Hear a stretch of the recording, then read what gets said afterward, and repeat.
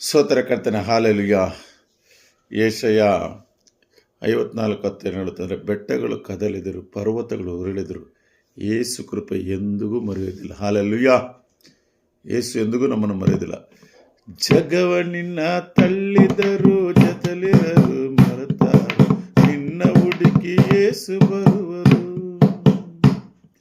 ಜಗವ ನಿನ್ನ ತಳ್ಳಿದರು, ಜೊತೆಲಿರರು ಮರೆತಾರು, ನಿನ್ನ ಹುಡುಕಿ ಯೇಸು ಬರುವರು.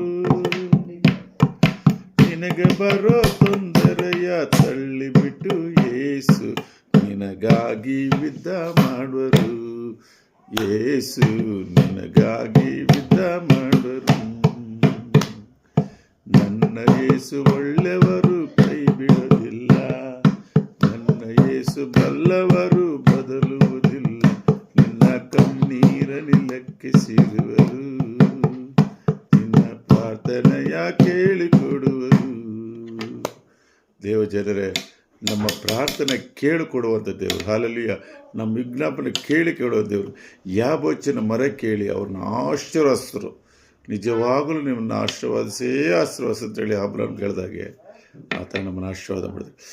ಬೆಟ್ಟಗಳು ಕದಲಿದರು, ಪರ್ವತಗಳು ಉರುಳಿದರು, ಯೇಸು ಕೃಪೆ ಮಾತಾಡದು. ಬೆಟ್ಟಗಳು ಕದಲಿದರು, ಪರ್ವತಗಳು ಉರುಳಿದರು, ಯೇಸು ಕೃಪೆ ಮಾತಾಡದು. ಎದೆಗೆ ನಿನ್ನ ತಬ್ಬಿಕೊಂಡು ಮನಸಾರ ಪ್ರೀತಿಸುವ ಕೈ ಬಿಡದ ಜೊತೆಗಾರನು ಯೇಸು, ಕೈ ಬಿಡದ ಜೊತೆಗಾರನು.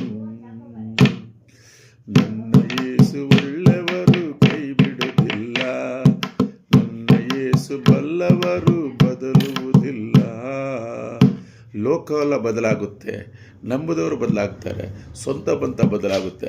ಯೇಸು ಮಾತ್ರ ಎಂದಿಗೂ ಬದಲಾಗೋದಿಲ್ಲ. ಹಾಲೆಲೂಯ. ಬೆಟ್ಟಗಳು ಕದಲಿರ್ಬೋದು, ಪರ್ವತಗಳು ಉರುಳಿರ್ಬೋದು, ಏನು ಬಂದ್ರೂ ದೇವರ ನಾಮ ಎಂದಿಗೂ ತಪ್ಪೋದಿಲ್ಲ. ಹಾಲೆಲೂಯ. ರೋಗಗಳು ಬಂದಾಗ, ಯಾರು ನೋವು ನೊಂದಾಗ, ಭೇದವಿಲ್ಲದೆ ಸುಖ ಕೊಡುವರು. ರೋಗಗಳು ಬಂದಾಗ, ಯಾರು ನೋವು ನೊಂದಾಗ, ಭೇದವಿಲ್ಲದೆ ಸುಖ ಕೊಡುವರು. ಕನಿಕರ ಉಳ್ಳವರು, ಕರುಣಾ ಸಾಗರು, ಕೈ ಹಿಡಿದು ನಡೆಸುವರು.